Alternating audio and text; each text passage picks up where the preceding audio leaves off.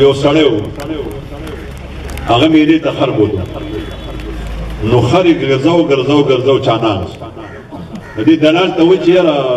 د دې مصیبت نه مې خلاص کړو بیا هغه راواغسته یو کپړه وه هغه یې ټک وهله هغه یې پرې واچوله واګې ورته واچولې او په دې ګروڼ کې ورله منډه ورکړه وی خر نه دی کټو دی کټلو کې عجیبه دی دا د محمود غزنوي چې په سومنات بت باندې حمله کوله د دې خر دا د هغې خاندان اخرنی خر پاتې دی دا د خوبۍ دي پکې هر سړی به راته دا په څو دی دا په څو دی د وی په 600 خرڅ که خو ماته خلاص کا خلکو وی 1000 2000 15000 10,000 او 6,000 دې قیمت خرڅېدو ډېرېدو نو چې دا ګاهک رامات شو نو دا نایک ورته وایي دی خط مالک وایي نایکه خو ډېر قیمتي چې ځان ته هغه یې خدای درکړه خو ستا خر دی دا خو زما په دې خولې کې قیمتي شو ستاسو بچي لوبران وي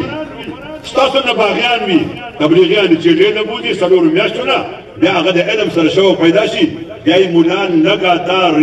ریاضت نحو صرف علومو ته ور واچي هر څه مزینې کړي او داسې ښکلې چهرې دې جوړې کړي چې تاسو له کور ته درسي نو تاسو بیا وایي مړه د 20 کاله سبق وویه دې اوس کار نه کوي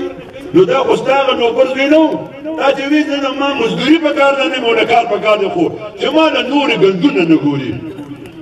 دا چې ګلونه دې جوړ شول دا چې لال جواهر دې جوړ شول دا چې قیمتي ملغلرې دې جوړې شوې دا د دې ګڼو مشایخو هغې خوارۍ محنت دې جوړې کړئ تاسو ته درخواست کومه